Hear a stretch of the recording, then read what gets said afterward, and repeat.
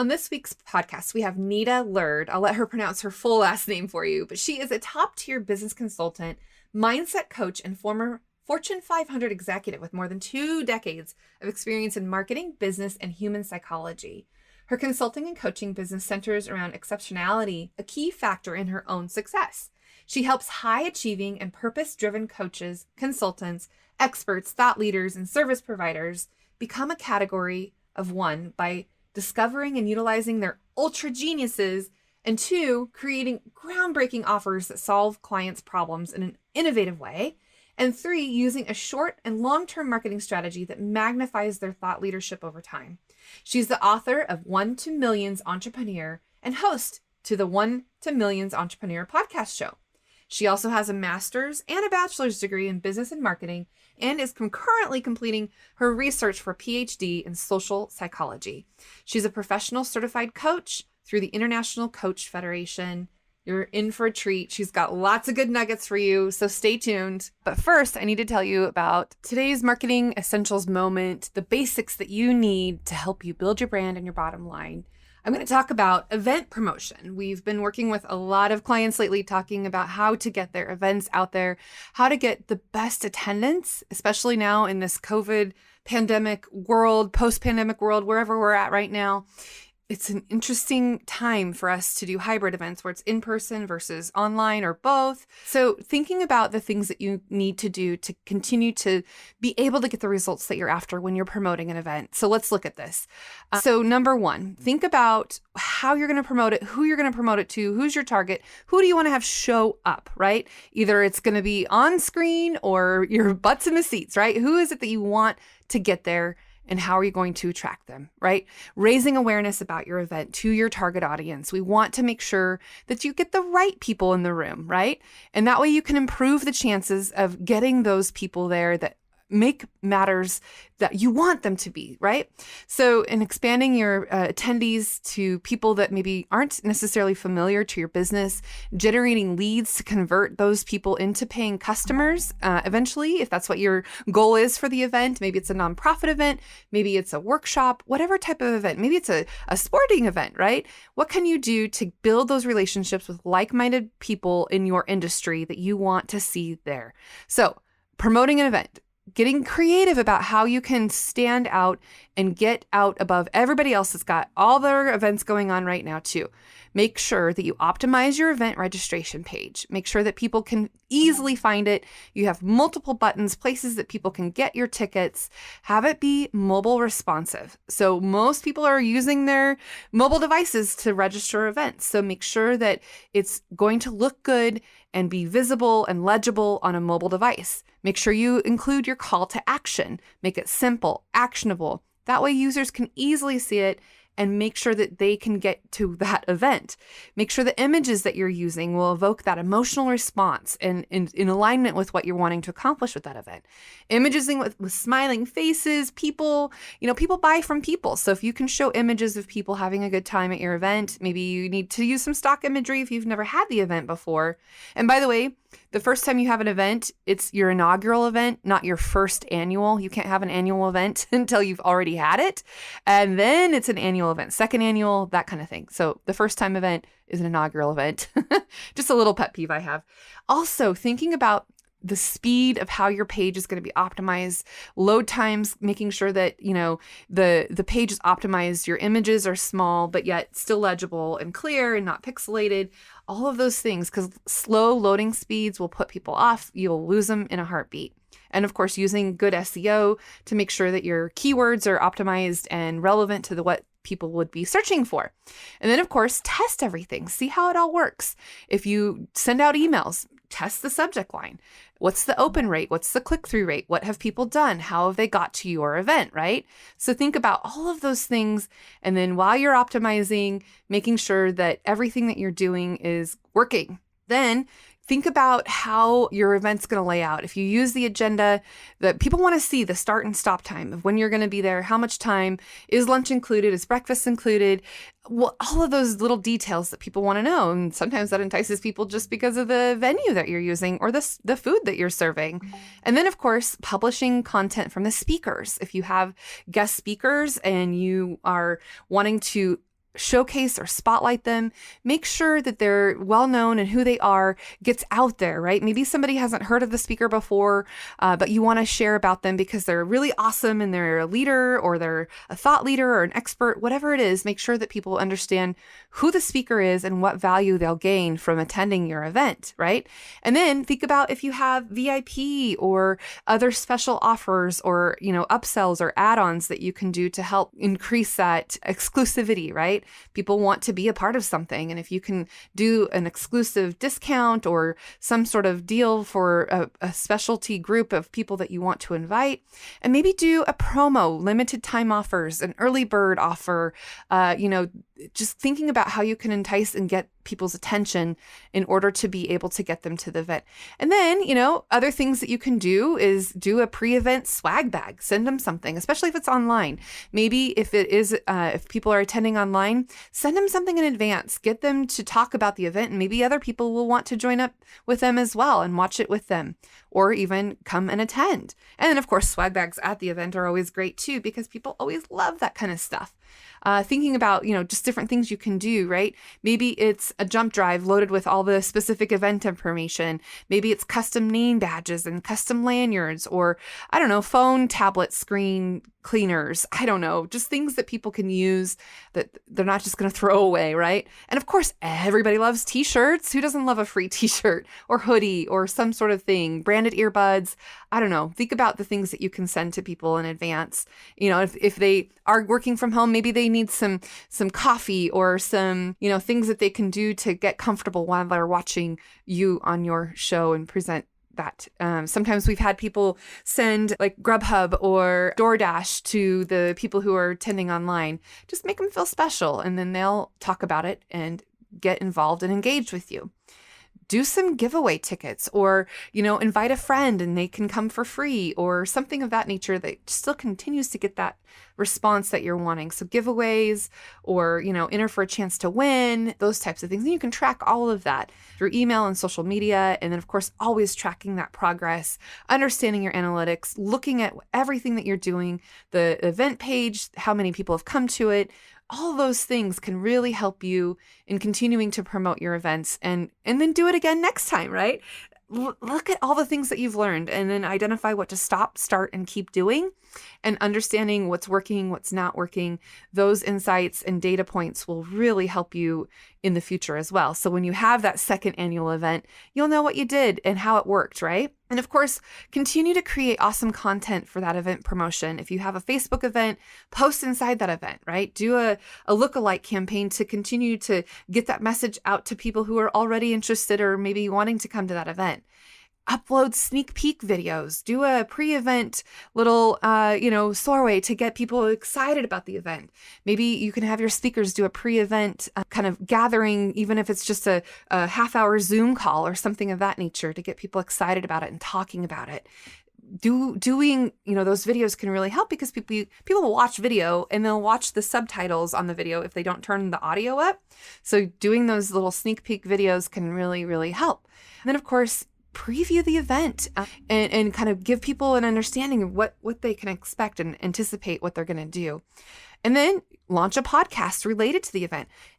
Podcast interview the speakers. That's what I just did for an event that we have coming up. I interviewed the speakers, and we've got some hot shots coming to this event, and I got an opportunity to interview them on the podcast and then share that out with the world and get that out there, right? And then of course, use some advertising to promote that event. Boosted posts, LinkedIn messages, Facebook event, all of those things that you can do to continue to help you promote your event in advance. And then do follow-ups and reach outs to people that you really want to make sure that get to that event. Sometimes a phone call is worth even more than anything else that you're trying to do. So set aside some time to actually reach out and call people or text a message to them. But that can really super, super helpful in getting people interested in your event, from a personal invitation to, have them come to that event, because then they feel like they can't miss out, right? Fear of missing out. We don't want them to feel like they're not going to get value from this event. So we want to reach out to them and continue to get it in front of them in many different ways. We know 11 to 13 ways you have to get something in front of somebody before they'll act on it in some cases, right? It used to be only 5 to 7, but now because we have so much distraction, so many things going on, you have to do these things in order to get in front of them and then continue to understand your audience. What kind of things worked? Ask them, how did you hear about us? What made you come? Why did you get here? What was it that compelled you to want to come to this event, right? And then leveraging the audience of event partners. So maybe it's the venue or the location or other people that you're hiring to help you with the event. Have them leverage and help share the event too. Your employees can help. It gives a whole new meaning to shareholders, right? Your employees can be the ones who share your content now. And also, don't forget the value of your past event attendees, or maybe your partners have past events that have attended before. What can you do to reach those people that have come to your events before? Because then they know the value of what you bring to them. If you've never had an event before, then you've got a lot more work to do, but you can leverage the partners who've maybe already had events with you and then partner with them and have them be a sponsor or a part of it, right? Create branded hashtags. That's another thing that you can do in your social media for your event. Branded hashtags can help, like with the event, the name of the event, anything that you can do to continue to get it out there and make it easy, memorable, and consistent with your brand and the title of the event as well. And then, of course, use word of mouth marketing, or I like to say world of mouth marketing, right? Help accelerate that word of mouth by putting it out there and sharing it. And of course, recording testimonials and things like that will super, super help on the second annual event.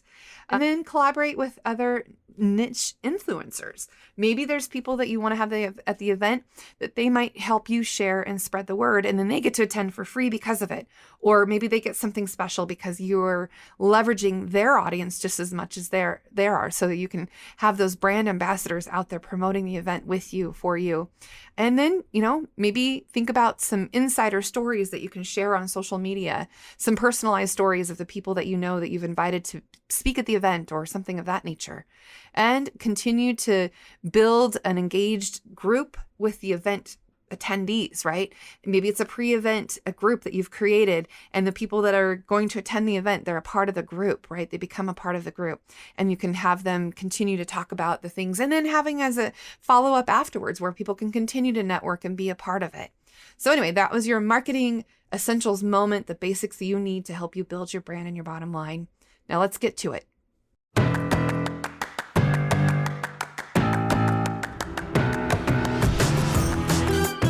Welcome to the Marketing Expedition Podcast, an auditory journey through the latest in marketing, branding, and advertising.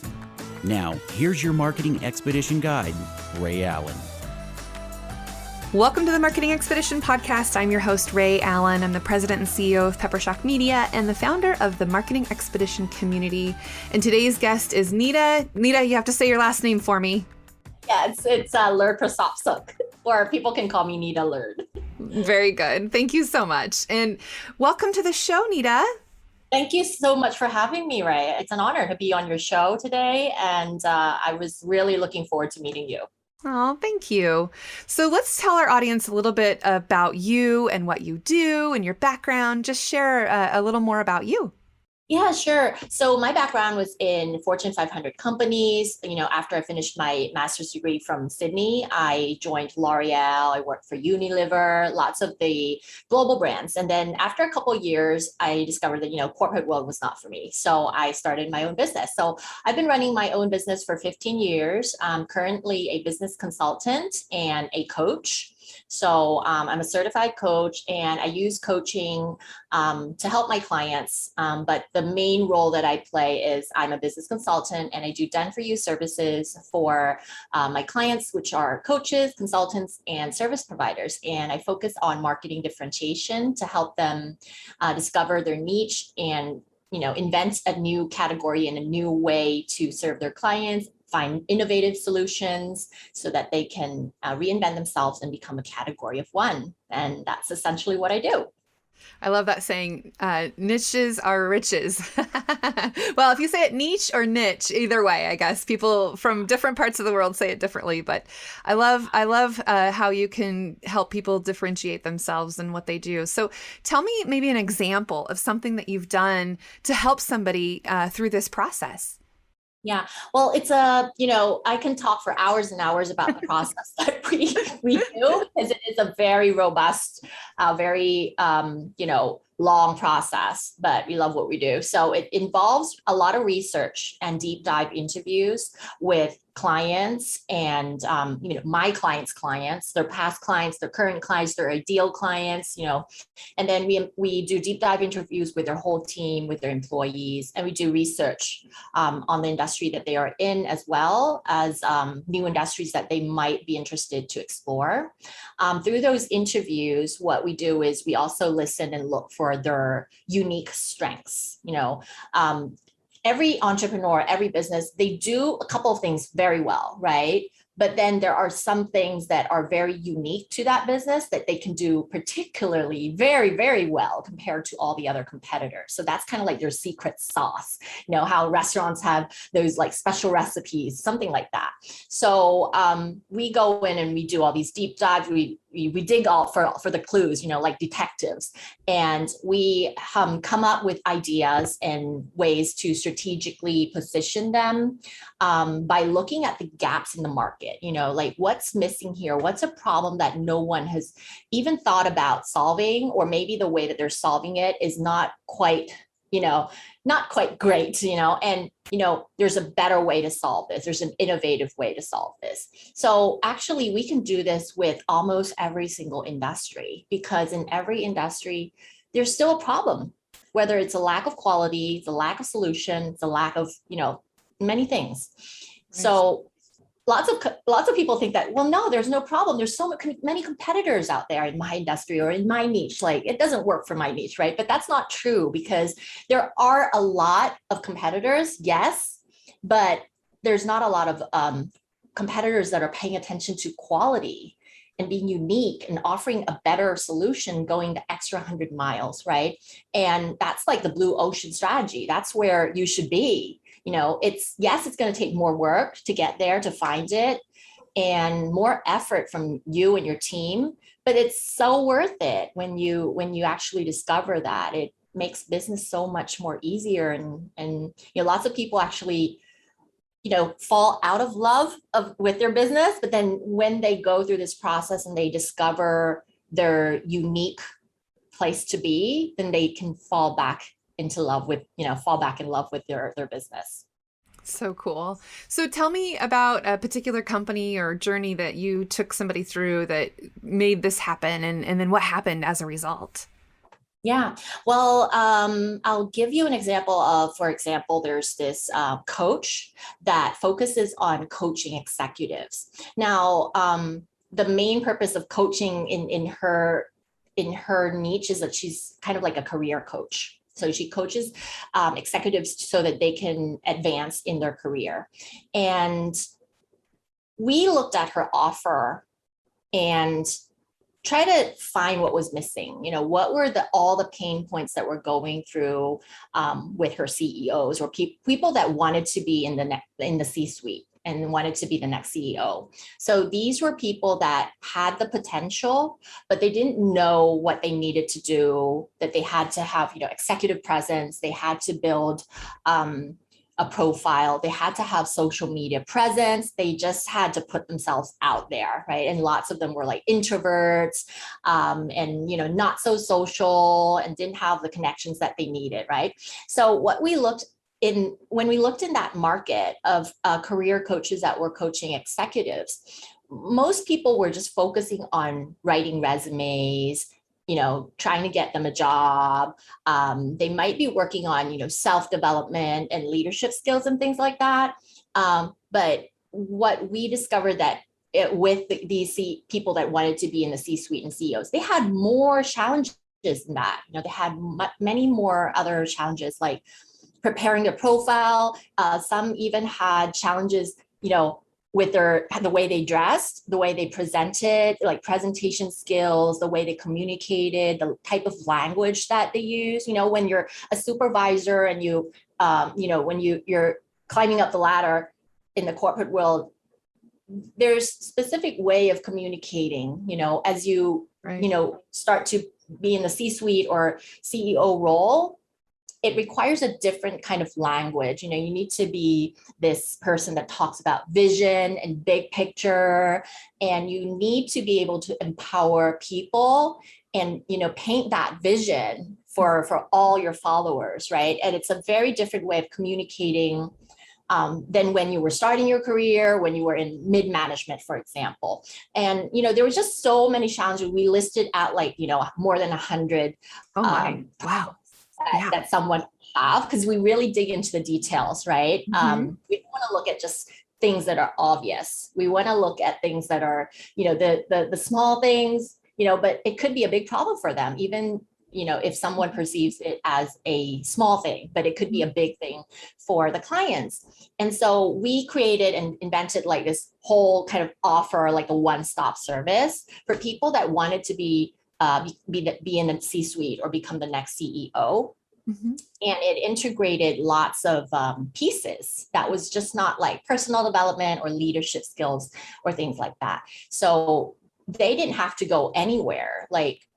We created this offer where, you just come to this person and you just work with her on all these 6 pillars and 12 things. And you just keep growing. So there were many things like elements. For example, a lot of CEOs didn't know how to network. So she had to actually help them with finding connections and getting to know other CEOs and getting to know people in other, big, large companies, and just putting themselves out there, getting them on stages and networking with, important people like CEO, people that were, well-known in that space, in that industry, for example. So there's other things as well. We could talk for hours on this, but basically the idea is to look at how can we make their lives better with our solutions.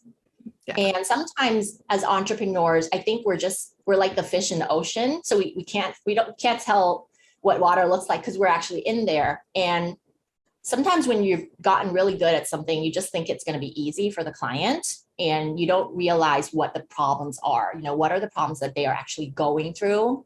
And they themselves don't know either, right? So our job is really to know what their problems are, even when they don't know what it is.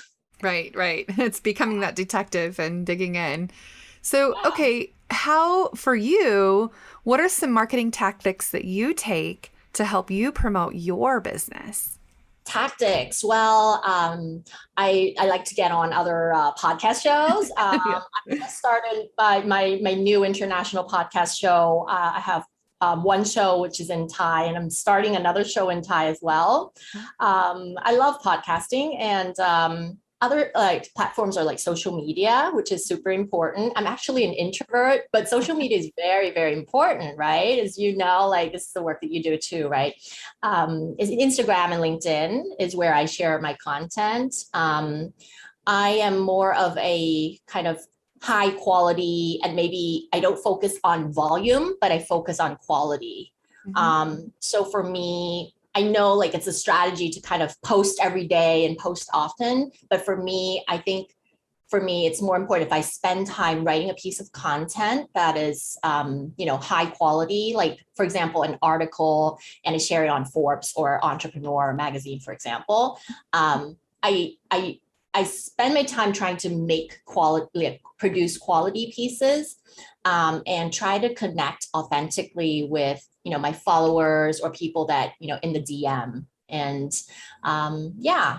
those are my main marketing platforms. And I use what is called maturity assessments and reports. Those actually generate a very high quality customer base, and quizzes. Yeah. And webinars, workshops, all those good things. Sounds very busy, very, very much to do, but it seems like it's producing pretty good results for you and what you're doing with your client base and where you're going. Where do you see yourself in 5 years from now? Well, wow, that's a good question. Well, I run two businesses at the moment. So one is the business consulting, and the other one is I run a coach training school for people that want to get certified by the International Coach Federation.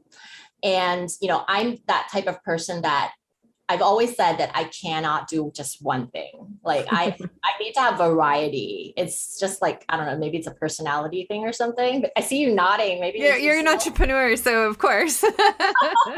Yeah, it's they say entrepreneurs are starters, like not, we don't like to finish as much as we like to start, right? It's the Absolutely. creative.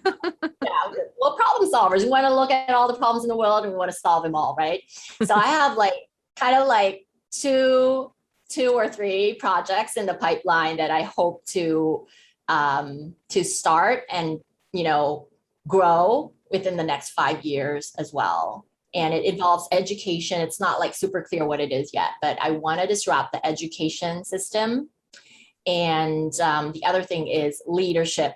There's a big leadership problem in companies, right? We know that statistically 85% of people are not engaged and not happy with their work, with the job that they do. And that's terrible. That affects their relationships, well-being and everything. And so, these are the two problems that are it means a lot to me, if I got a chance to solve it. So apart from growing my current two businesses, I really want to get my hands into, the other two as well. So that's kind of where I see myself in 5 years. Excellent. What's something that you wish you would have known before you got started into this space that you're in now? Yeah, I think I wish I knew that the power of your ecosystem, who you hang out with, who your mentor is, who you surround yourself with. I think I got into business when I was around 25, 26. That's when I left corporate. I was quite young at that time. And, I didn't really know much. My parents were not entrepreneurs. I had no background, but I was always an entrepreneur. I would sell stationery to my friends at school and things like that. Ideas would just pop up, but as an introvert, I just really never thought about this element of, knowing people, who your network is your net worth and all that. And yeah, I think that's something that is super important. And I listened to one of your episodes. I don't remember the name, but it was what's his name?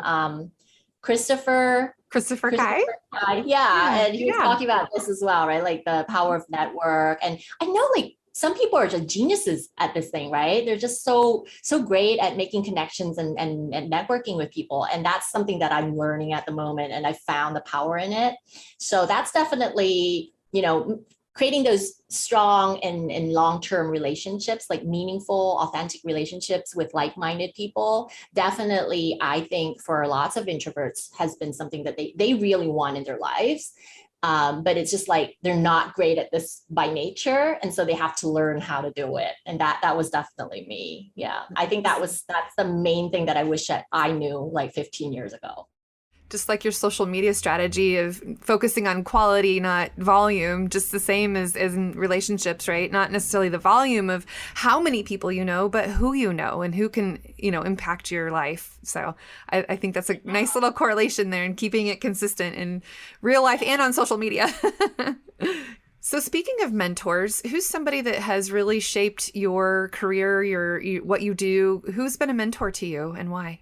Well, I have lots of teachers and lots of, we could call them coach or consultant or mentors. And I think, you can't have too many, you can have a consultant, you can have a coach, you can have someone that works with you on the mindset, some that are more focused on the strategy, something like that. I have a mentor, which I don't work with now, but he's been a dear friend. He used to work with Tony Robbins, and he's an Enneagram teacher. I don't know whether you've heard of the Enneagram. It's a personality type. Yeah, So he teaches the Enneagram, and he was like, my first few teachers that was teaching the Enneagram for me, and for me to understand that my personality type is a type 5. So it's like the nerd, the expert, the introvert. And it's a kind of like one of those rare personalities that, you don't relate to the rest of the world. So I basically grew up like, not understanding why I was so different from other people. And I would just, the daily things that people would pay attention to, for me, I just like, it made no sense to me. I would think about like the universe and how like human brain works and something like that. So I was like not the social person at all, right? But I feel that he has really helped me understand my personality type. And like I teach the Enneagram as well. And it's one of the tools that I use with my clients. But yeah, I feel that when you have a mentor that really is authentic and kind and, really gets you, I feel that's a really meaningful relationship. Yeah, no, I have definitely had my staff go through all of the different, strength finders and Enneagrams and, all the different tools and things. I'm a type 3. I'm an achiever, by the way. I'm a type 5. Yeah, I'm the quiet expert. Investigator, right? Like you seek knowledge and the researcher. And like when I found out, it kind of makes sense. It was always like as a child trying to analyze people's minds and explain the universe and how it happened and all that. Yeah, well, and I wonder because sometimes people score high on both. I also scored a little bit higher on the Challenger. yeah, that's quite common. The 3 and the 8. Yeah. But it was fun to kind of do that with my staff and understand how they all operate and communicate and how their personality types are different from mine. And as a leader, right, you have to make sure that the people that you're working with can, that you can get along with them and work with them and kind of meet in the middle to where they are versus where you are. And I have introverts, extroverts. I have, all kinds of spectrums that I work with as far as, from right brain, left brain to, all of those things. And I love it when we get to use tools like that to understand, the Myers-Briggs, like introvert, extrovert, all of those things. And it really does help paint a picture. And when new people come on staff or new people come to a team, then they can automatically sort of get acclimated on how they are too and how they fit in as well. And so it's a great tool. I love that. So you coach on the Enneagram. What are some things that you've seen or found that have transpired as a result of people taking these assessments? Wow, I think they're very, is enlightening, and it really helps people kind of like wake up to the reality. I'm certified on the Myers-Briggs too. So it's like another tool. I had to use the word force. I always force all my clients or people that join my training to do it, even if it's like not a personal development program. I just feel that, there's so many reasons to use it. And for one, it's for me to understand you as a client. And so that when you do different things and have different behaviors, I can understand and explain it and help you better, right? Mm-hmm. I definitely think that it's those tools that, when people see the results and they go through each dichotomy and type, and it really lets them understand themselves, their thoughts, their feelings, their behaviors, and they understand that it's not the reality. It's like a personality filter. It's like you were born with this programming, like, and the reason you feel like this is not because it's real. It's like, it's a personality filter, right? And it increases like empathy, and decreases judgment. So you understand other types. We all have this belief that, other people should think like we do. They should act like we do. And then when they don't, we judge them, right? Like my mom is a perfectionist. So she's a type 1. I always say that it's like the total opposite of the type 5. But like when I understood Enneagram and I understood she's a type 1, it really, really helped me develop the relationship and understand her, and that, the way she's talking or speaking, her perspective, her point of view, it's coming from like that type 1 perfectionistic kind of personality. And like, it's not wrong. It's just different. And we start to notice ourselves too, how we can be annoying for other people, with our personality, right? Like, for example, the type 5 might start to like explain a simple question and go in, the rabbit hole and, deep dive into other topics. And, if people that are listening aren't interested, they can get bored, right? Or they can get confused, for example. So I think it's a really, really great tool for, self-awareness and improving relationships and self-development. I love it. Let's change gears and talk about your book that you've written, One to Millions. I want to know just the kind of the premise of what it is, and share with our audience, what value they would receive by reading your book.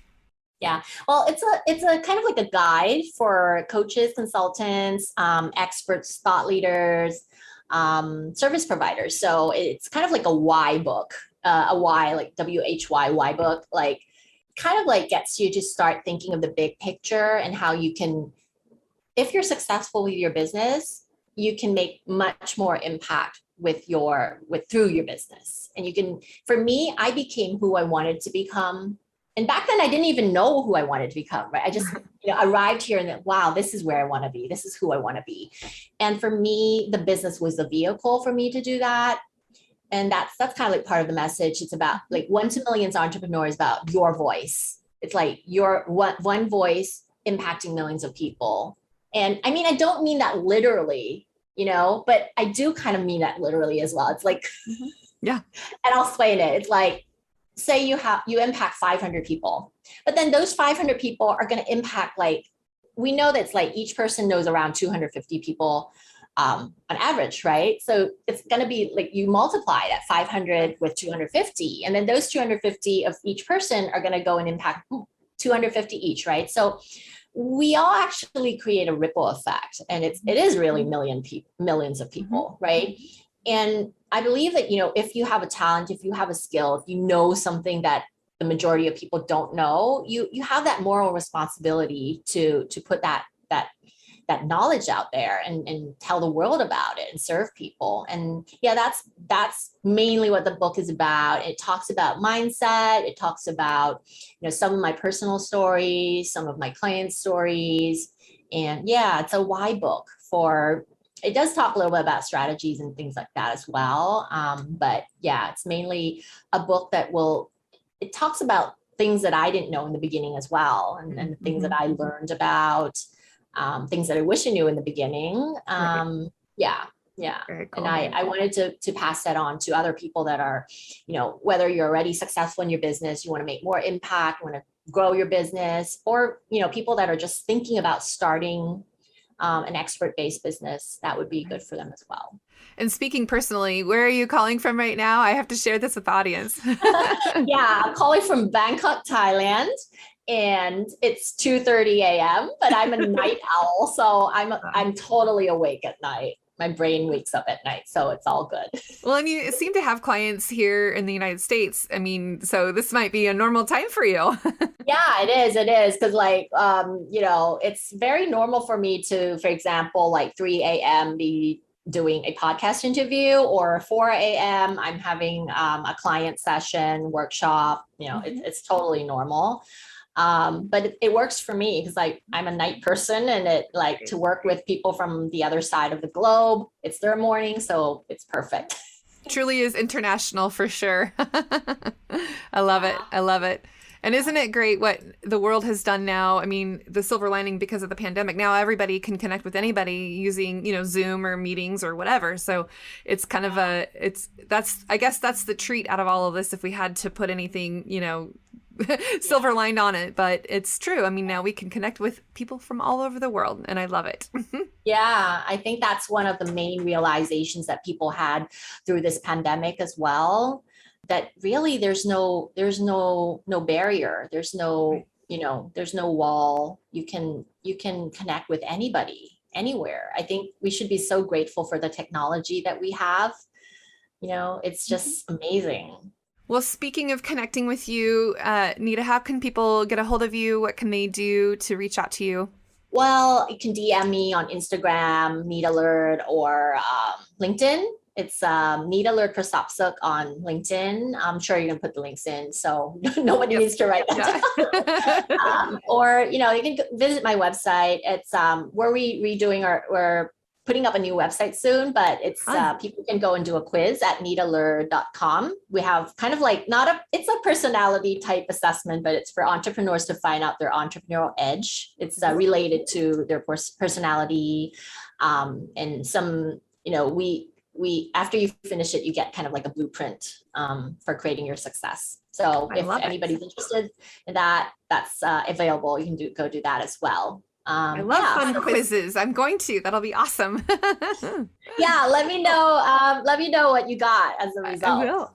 I think that's great. And we'll drop some links in the show notes and everything. But thank you so much for just sharing your time and your knowledge and, your expertise with us and your book and everything. I think there's a lot of good nuggets here for people to glean from in their own marketing journey as they go through this. So thanks, Nida. I really appreciate it. Thank you so much, Ray, for having me on your show. Absolutely. And for those of you listening, the best thing that you can do for us is give us a review or a share or a like or whatever it is, whatever platform you're using. Those certainly help us get the word out and share episodes just like this one with Nida. And until next time, enjoy the journey.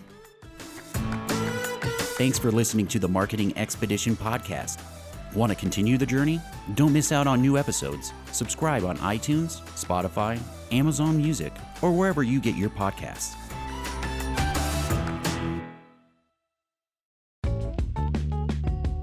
Wouldn't it be great if there was one place you can go to get all the latest information and tips about marketing and advertising? The Marketing Expedition community is that place. People like you gather in our online community to build relationships with others and find the latest marketing trends, tactics, tools, and technology. We help you build your brand and your bottom line. Start your adventure today. Visit themarketingexpedition.com to find out more.